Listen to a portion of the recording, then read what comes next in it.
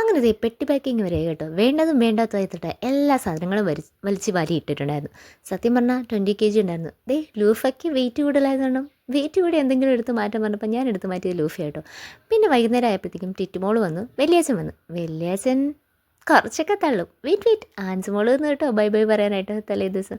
അങ്ങനെ bye bye പറഞ്ഞ് ഉമ്മയൊക്കെ കൊടുത്തു കഴിഞ്ഞപ്പോഴത്തേക്കും പതുക്കെ ടിറ്റുമോളായി. പിന്നെ വലിയച്ഛനെ വലിയച്ഛൻ കുറച്ച് വിടൽസൊക്കെ വിടും. പക്ഷേ 100-ൽ 10% ഉള്ള സംഭവങ്ങളാണ്.